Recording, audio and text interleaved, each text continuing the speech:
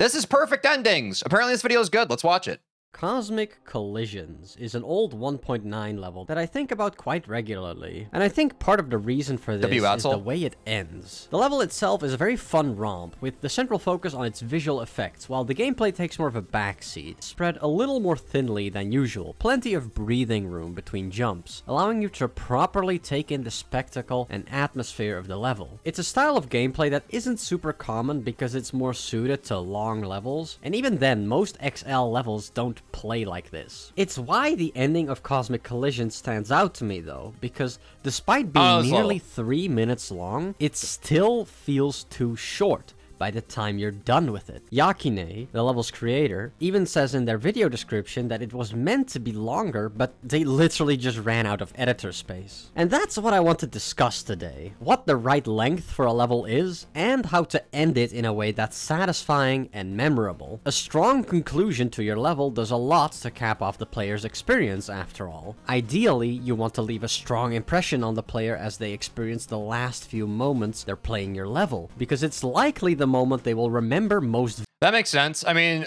making a Geometry Dash level is also art, right? So like, I mean, we can say the same thing about a movie, a good book. A lot of the most memorable ones have a great ending, right? Vividly when they think back on it. The commonly expected length of a standard Geometry Dash level is between 1 and 2 minutes. It's common for creators to make levels within this range. All of RobTop's main levels fall inside of this range, and it's even helpfully denoted with the long tag in the game's Yeah, Bloodbath's a great example. Making levels between 1 and 2 minutes is very standard practice. There's no concrete rules about this, and Lord knows there's exceptions, but it's generally understood that your level needs to be at least this length to have a good chance to get rated. And as a baseline, that's my preferred length undeniably works. Despite that fact, what the right length for a level is still a very complicated question that doesn't really have a single correct answer to it. It depends on the kind of level you're making. It depends on song choice, gameplay. If we're asking my preference, chat, I think anything above 3 minutes is too long for me.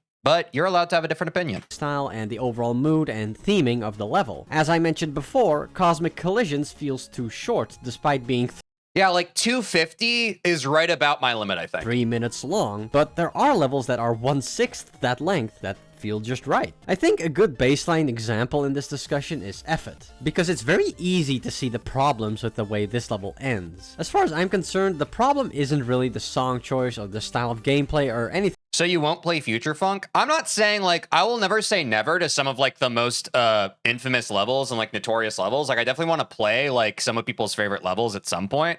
I'm just saying my personal preference, which is I would prefer if those levels were shorter. Like that. I think Effort's 50-second runtime is a but I'll probably perfectly play Future reasonable Funk at some length for a point. level that plays like this. The problem is that it doesn't end on a satisfying note. And I mean that quite literally. Ending's the tough, level nice. ends incredibly abruptly, while the song just keeps going. It feels 4 like minutes? the That's not action terrible. should be continuing, and you're just being left behind by the level's end. There's a small break in the song about 10 seconds later, which could have served as a much better cutoff point.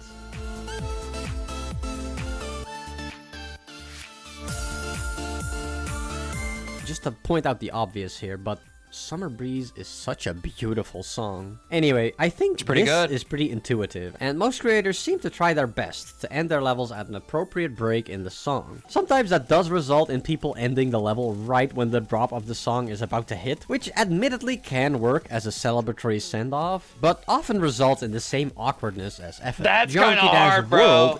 That payload ending's kind of hard. Infamously has some levels that do I haven't seen that. to the disappointment of the community. In fact, all of the world levels were heavily criticized for simply being too does short. Extinction do right that? When the levels were building up some momentum and gearing up for a climax, they were already over. Oh, my bad, However, TikTok. that doesn't mean that I the got you. level under 30 seconds can't work. Tower Descent is a very short but very punchy level that wastes no time getting straight to the point. And I think that's the crucial difference. There simply isn't the time to waste on a build-up and payoff structure. So the level immediately hits you with a strong, flashy opening and gets right to it, maintaining that energy all the way through. The way the level ends also reflects the way the level begins, which still gives it a very defined structure. That's how, despite its short runtime, it still manages to feel like a full and complete experience. Maybe this is a take too hot for YouTube, but I think a lot of challenge levels can fall into this category as well. Think of VSC, for example. On the other end of the spectrum, ever since I beat Light Travel, I've developed a much deeper appreciation for levels that make an effort to push their runtime and allow you to soak in the atmosphere of the level and just vibe with it for a good while. Lonely Travel, Dem Travel,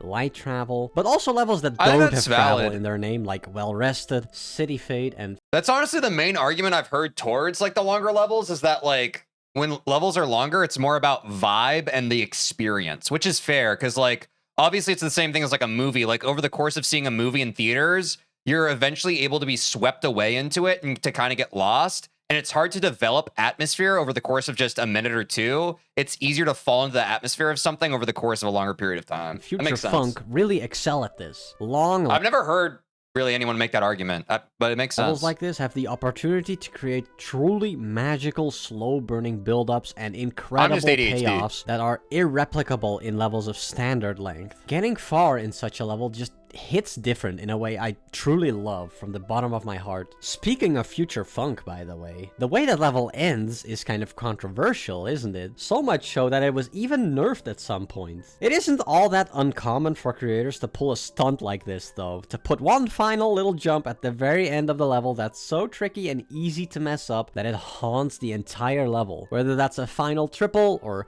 a set of awkward closing jumps, or tight timings, or your visibility simply being limited, there seems to be a certain sadistic streak in creators to add gameplay like this at the very end of their levels. Jonathan. But why do this? Especially in really long levels, creating intense... Wait, Future Funk kind of has aura. I haven't really seen it. Potentially frustrating gameplay at the very end of your level is, well, it's frustrating, maybe I will play right? that. As fun as it is to see people die at 99% and subsequently flip out, is it really worth it if they like your level less as a result? Yeah, no, dude, I thought I had it. Yeah, I mean, I guess if we're going back to the movie analogy, that would be like there are some M. Night Shyamalan movies where, like, the twist is really dissatisfying. It's like the same thing, right? Like, if the ride was really enjoyable, but after you get off the roller coaster, like, the worker slaps you in the face, are you going to want to go back to the theme park again? Probably not. No, dude. Ugh. Yes. Let's not mince words here. Someone dying at 99% of a level is inherently kind of entertaining. There's a reason people's epic 99% fails are so well remembered in this community, to the point that there's some people's entire legacy. No! 98! It goes beyond just surface level entertainment, though. I think the frustration you feel in the moment can easily be outweighed by the benefits of designing the end of your level like this. As fun as it is to indulge in people's crash outs, there is genuine heartbreak there. Whoa. That's drama. It opens the road towards redemption. It creates an adversarial relationship between the player and the level, and maybe even the creator, and sets the stage for a compelling story about their journey that's the friction of the hero's journey once and for all. And I think there's catharsis to be had there, which is only amplified if the ending was maliciously engineered to result in your death to begin with. It commands respect for the level in an undeniable... What part do people choke on Future Funk, chat? I feel like I've heard that people die on 99%. Is because there are those quick orb presses at the end, or like what's hard? Way, because the ending will loom over the entire level, filling the player with dread and anticipation, which makes for such an impactful payoff when it's finally defeated. They're late clicks. It teaches you not to take your success. Yeah, I'm talking about like 99% specifically. Like I've heard that 99% is like a pretty common choke point until you actually achieve it. I understand there are a lot of choke points. I'm talking about like specifically. I've heard a lot of people have the story of like literally choking the last percent of Future Funk. And it rewards patience and persistence, which are good traits to have when you're playing a game like Geometry Dash. Don't celebrate too early. Keep your cool. Frustration feels bad in the moment, but I don't think your victory should always be handed to you on a silver platter in this game, even if that does seem to be the prevailing mindset when it comes to level design these days. People get upset over levels being unsight readable, and in response, creators build levels with cookie cutter Whirlwind sounds kind of like Mindcap. Am I crazy? Gameplay littered with jump indicators telling you exactly when to press the button, so you only have to engage with the level as little as possible. Far be it for me to judge how others engage with this game, but I just don't have any respect for this attitude. Anyway. I think thanks, I Will. kind of went on a tangent there. I'm not saying that this kind of malicious ending is always They the talk right in a really choice, similar by the way. There's other ways of ensuring the ending of your level sticks in the mind of the player. We talked about ending the level at a satisfying break in the song, but you can really take this a step further and harness music sync to make for a memorable ending. In Theory of Everything, for example, you hit the end wall right as the mystery piano starts playing,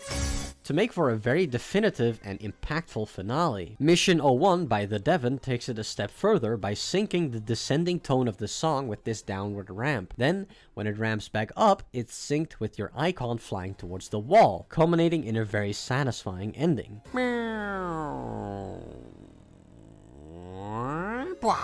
True. Every little movement is accounted for here, and I really love that. Clutterfunk does this too with its staircase. Dude, I do love the Clutterfunk end. Just a classic, unforgettable end. That might have been like one of the first, like, that may have been the first level that truly beating it felt like a movie. Some other examples include Falling Up, as well as Citadel, highlighting the possibility in 2.2 to cut out the little animation where you fly towards the end wall. You don't even need the wall anymore, which should make this sort of thing a lot easier. Still, the popularization of end screens means that it's sometimes a forgotten art. End screens can be cool sometimes, Belloc comes to mind specifically, but I feel like it's kind of an overplayed trope in our community, especially when they really begin to overstay their welcome. Idols, Cromulent, Sonic Wave Infinity, Apocalyptic Trilogy. All of these levels have end screens or credits sequences that run for like half a minute, which is just way too fucking long in the context of a Geometry Dash level. Although I guess the reason these levels have credit sequences like this is because they're meant to feel more like a cinematic experience, and Well, and also just all the names to credit, right? less like a Geometry Dash level to begin. I think it's like, since they have so many people they have to thank, like, it just makes more sense to put that into like an artistic representation versus just like kind of like you know, some other like more methodical way, I guess. Like, I feel like the reason why movie credits were necessitated and why like they just like became tangibilized in the way that they did, like, it's like, and now like YouTube videos copy the way that movies did credits, but I think it's because that is the artistic representation of how you're able to give people their, like, I mean, I guess it's in the name. It's called credits, right? It's literally called credits. The best way to instill awe and wonder in the player as your level ends is through... But I guess you technically don't have to put it in the level. Like, you could just have like a supporting document if you make like a mega collab or whatever, but yeah, I don't know. Gameplay, visuals, and music working in tandem with each other. An end screen can never do this. That's why end screens don't really stick in my memory, but the ending to Death Moon is an experience I will never forget. The entire level is a climactic and epic journey, and it's so beautifully capped off with a high-energy, celebratory victory lap at the end. This section of free flying, where nothing stands in your way, after making your way through such an intensely thrilling and beautiful experience, feels incredibly liberating. It is the perfect conclusion to this level. The ending to Cataclysm occupies a similar design space, except instead of a raucous victory lap, it's a more heartfelt acknowledgement of your accomplishment. A simple GG does the trick for most levels, but it's so common that it can feel a little obligatory, like a please and thank you. It's polite pleasantries. It's appreciated, of course, but it doesn't hit nearly as hard as you need to rest, because Cataclysm knows how difficult it is. Remember, at the time this came out, it was widely considered to be the hardest level in the game, so it has the affect of the hardest level in the game, taking its difficulty extremely seriously and properly rewarding you for enduring it. Cataclysm knows you practiced hard to get here, spending dozens or even hundreds of hours playing the level and slowly improving on it. When you finally emerge triumphant on the other side, it gently puts its hand on your shoulder, cracking a faint smile. You need to rest, it says, with a hint of exasperation. The level is incredulous at your achievement, but more than that, it's proud of you. I am essentially just writing Geometry Dash fanfiction here. The update muddies it somewhat with the inclusion of this final straight fly and the end screen, but the original Cataclysm will always be a remembered classic in this community, and the way it We definitely gotta beat Cataclysm at some point, chat. and so reassuringly is definitely one of the reasons why. This line just goes kinda hard. On the flip side, 9 circles hits you with a finale that is incredibly tense. The stakes are high. I love 9 and circles, mistakes chat. are easy to make. The jumps are kind of awkward. I and there love are some 9 fake circles. walls you have to keep in mind, all designed with the express purpose of making you lose your cool as you try to Good-ass balance level. this tightrope. It's not the most difficult part of the level, but in a challenging level like this, it culminates into such a satisfying payoff when you pass it. Truly a masterclass in It's level peak, bro. design. I haven't played Limbo, but I imagine that it probably feels very similar, although adding the randomness element and making the player track the key while they wave spam makes it even more devious. I frankly have a hard time keeping up with the correct key as it is just watching a video, so sparing some of your mental faculties on playing the game while this is going on feels like it requires superhuman perception abilities. You can tell by the way people react though when they do beat it. Please. Not peak. Please. Peak. Anticipation. It's tension. At first, there's silence. The air is thick with anticipation. You can never be 100% certain you pre-watched. collected the correct key, after all. The level delivers this payoff beautifully, too. Your cube drops down, out of bounds of the level, floating in a limbo of uncertainty as you face your final judgment. And, if you did everything right, it will harmlessly slide on top of the spikes. Then, an eruption of cheers always follows.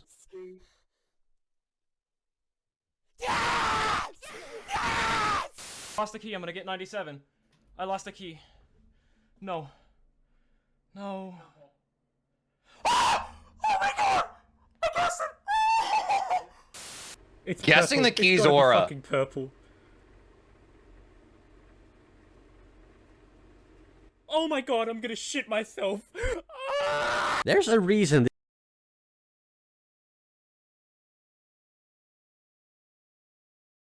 It's one of the funniest reactions I've ever experienced in this game. this key shuffle ended up being such a massive meme in the community.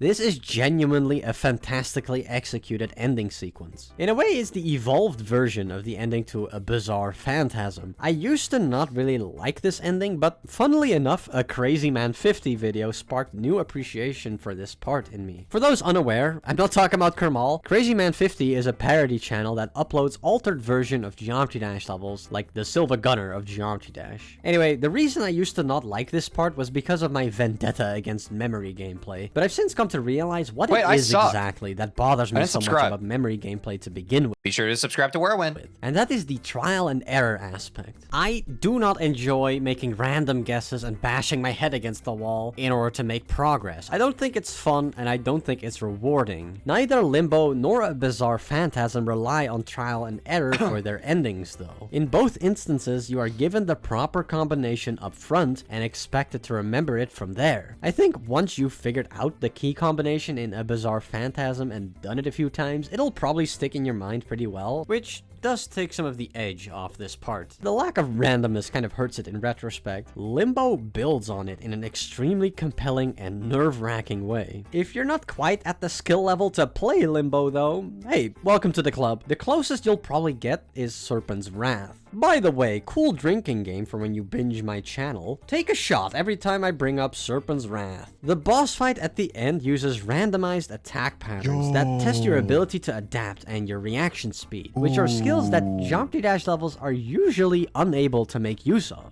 It makes for a very thrilling and tense final showdown, a fitting conclusion to this level. By the way, I mentioned in my boss fights video that 2.2 would make bosses like That's like if you guys ever played the Final Fantasy Online. this a lot easier to make with the They have introduction the same kind of damage of indicators. the random trigger, so where are they? Where are all the cool boss fights with randomized attack patterns? Don't tell me you've all been too busy making platformer levels instead. That totally is it, isn't it? Well, come on, guys. Get on it. You can't that let level this looks be awesome. unexplored territory forever. You have my blessing to make boss fight levels. Do you even realize how unlikely an opportunity that is?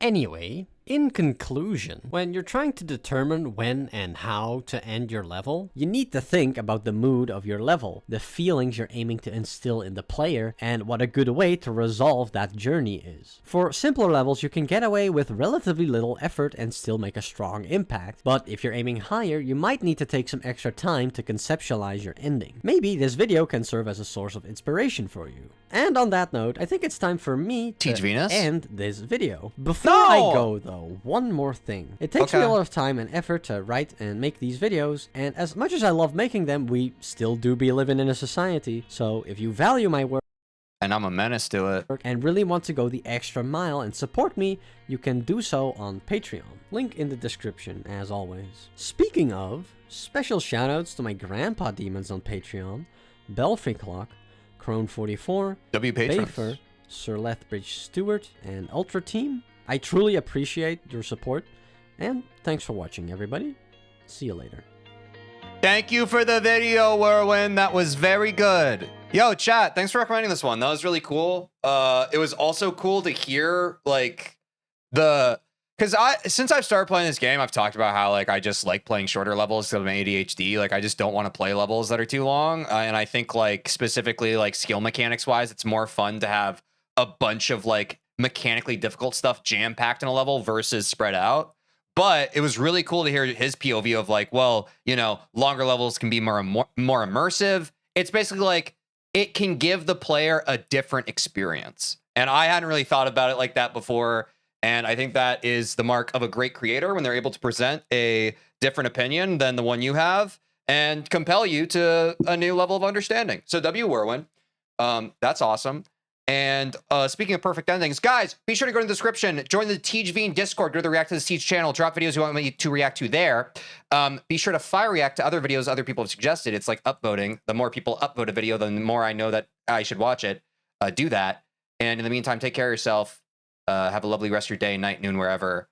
And I'll see you in the next one. Peace. Did you like that? Don't even pretend like you didn't. You made it that far in the video. Well, did you know that I stream Monday through Friday on Twitch and YouTube, and you could catch me live and get to be a part of the experience when it happens? Also, if you don't care about that, or otherwise you want to see more of the video that you just watched, link in the description to watch the full VOD. Do that, please. I have a black eye because I play basketball sometimes. Bye. Oh.